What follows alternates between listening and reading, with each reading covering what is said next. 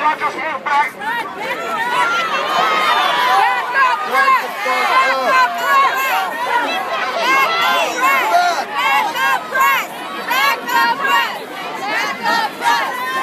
up press! Back up press! Back up press! Back up press! Back up press! Back up press! Back up press! Back up press! Back up press! Back up press! Back up press!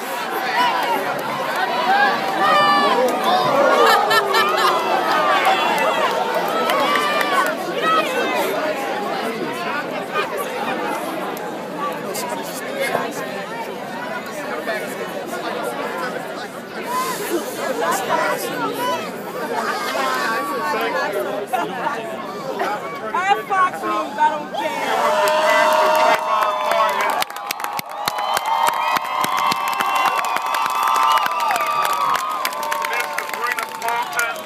Mr. Trayvon Martin. We are so incredibly just heartened to see so many people here in New York thinking about their son, down in Florida. We are family! It is truly a situation that when we fly back to Florida tonight, we can tell people in Florida that we are not alone. No!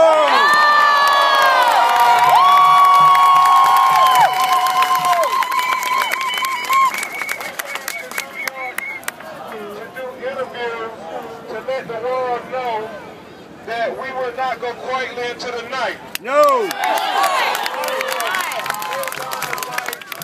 Meant something, and that the Sanford Police Department cannot stereotype him, cannot marginalize him, and cannot let George Zimmerman get away with murder.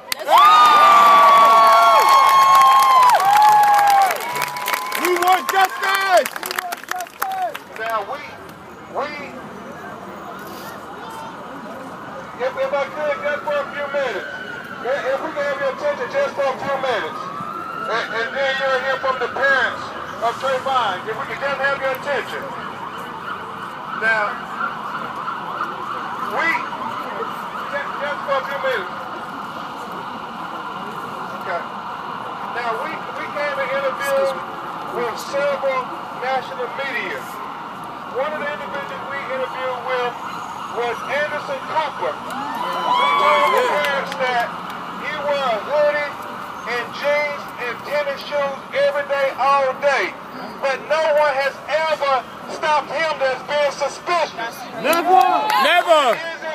What is the difference between Anderson Cooper and Trayvon Martin? Color his skin! Trayvon Martin is suspicious when he puts on his hoodie and Anderson Cooper isn't.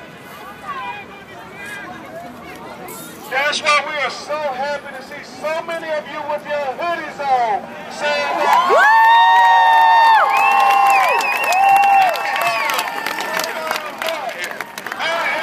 Trayvon Martin! I am Trayvon Martin! I am Trayvon Martin! I am Trayvon Martin! I am Trayvon Martin! I am Trayvon Martin! I am Trayvon Martin!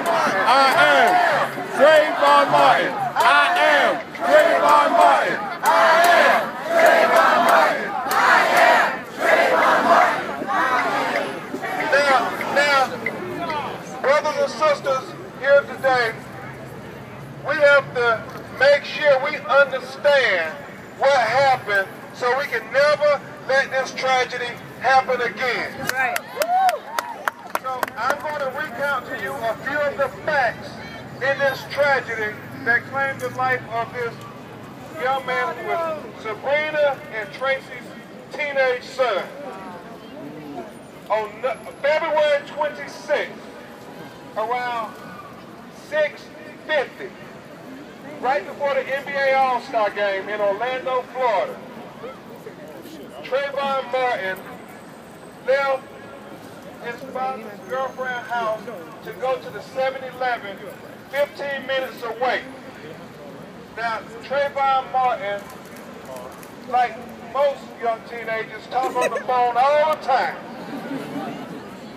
And this day was no exception.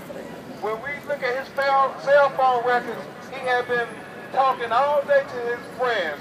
His special girlfriend back in Miami, they talked for 300 to 400 minutes. Some of you all are teenagers, and some of you all remember when you were teenagers.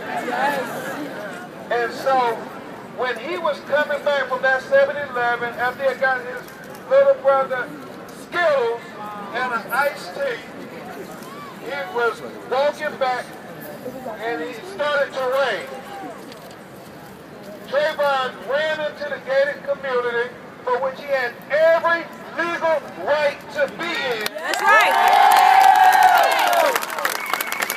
He went into the first townhouse and he stood on it to get out of the rain. And then after the rain subsided, he started to again walk with his hoodie because it's still drizzling. And as the young lady tells his mother and father that Trayvon said, I think there's some dudes following me. And he slowed down to see if he was following him, and he told her, yeah, there's some dudes following me in this car. And then she told Trayvon, well, run home. And Trayvon started running. And you all heard the 911 tapes from George Zimmerman.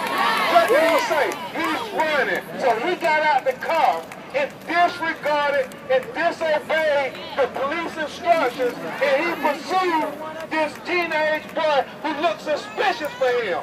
Woo! You gotta remember what he said. He made every stereotype you can make on a young minority boy. He said, number one, that he looks like he's up to no good. He said he looks like he's hot.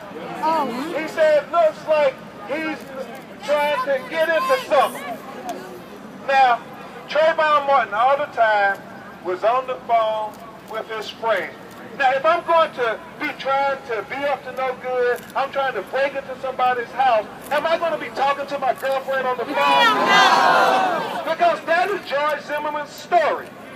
And his story is that once he confronted Trayvon Martin, that he shot him down in cold blood because of self-defense.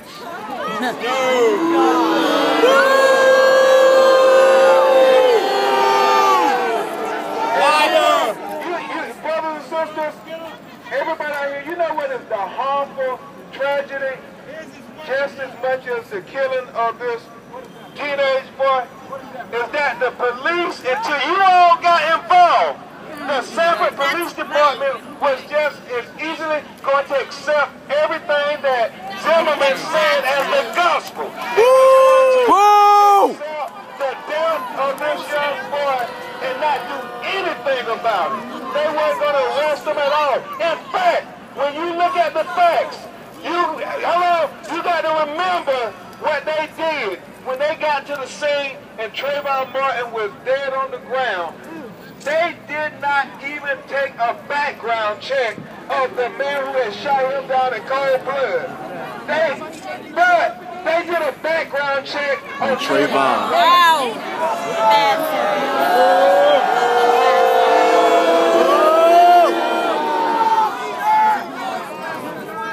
They did not do a drug and alcohol analysis on George Zimmerman, the shooter, but they did a drug and alcohol analysis on Trayvon. Martin dead on the ground.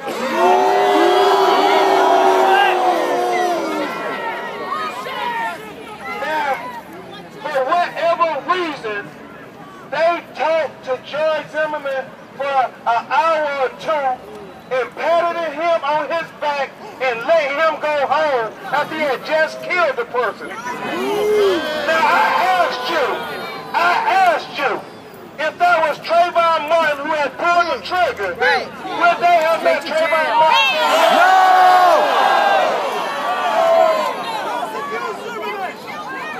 I asked you. Now, these are very serious questions because we can't let this happen again. I asked you, and Trayvon Martin being white, when they had took a background check at least on the shooter? No! When they at least did a drug and alcohol analysis of the shooter? No! So we have to say, no matter who you are in America, black, white, Hispanic, Yeah! it doesn't matter. We demand equal justice. Woo! Yeah! Woo! We want justice! We want justice! No justice! No peace! No justice! No peace! No justice! No peace! No justice! No peace! Tracy Martin, to tell you who his son was, I want to tell you the great lengths that we have had to go to get simple justice.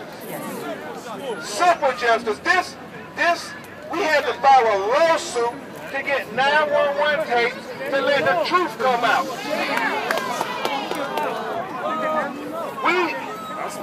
Brothers and sisters, we had to get people to go online and sign petitions just to get them to answer questions. And we want to thank you all for signing those petitions.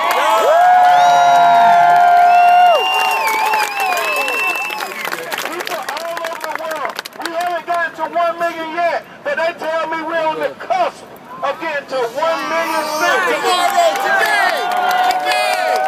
Demanding the arrest for this neighborhood association loose cannon. And what we plan to do on Monday, March the 26th, which would be the 1-month anniversary of the killing of Trayvon Martin, is present 1 million plus signatures to the city commission.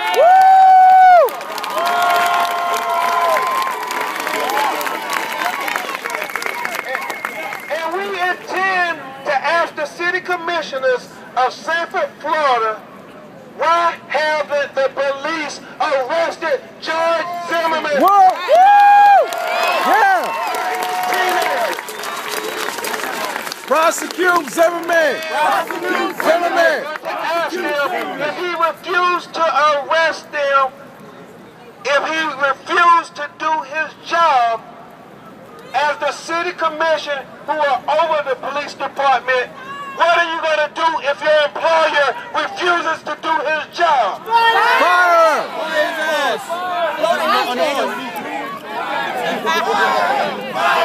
Fire! Fire him! Fire him! Fire him! Fire him! Fire him!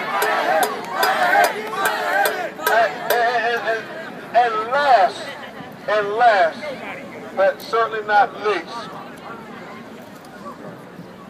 Sabrina Fulton and Tracy Martin, they are not asking for an eye for an eye. They are just asking for an arrest. They just want justice. No more, no less. That is all they're asking for. So, as I get ready to give the microphone to Mr. Tracy Martin to tell you who his son was and why he was a special human being and why his life mattered, I want you to put on your hoods and let them know that they are not alone by telling them, I am Trayvon Martin. I am Trayvon Martin! I am Trayvon Martin! I am Trayvon Martin! I am Trayvon Martin! I am Trayvon Martin! I am Trayvon Martin! I am Trayvon Martin! I am Trayvon Martin! I am Trayvon Martin! I am Trayvon Martin! I am Trayvon Martin!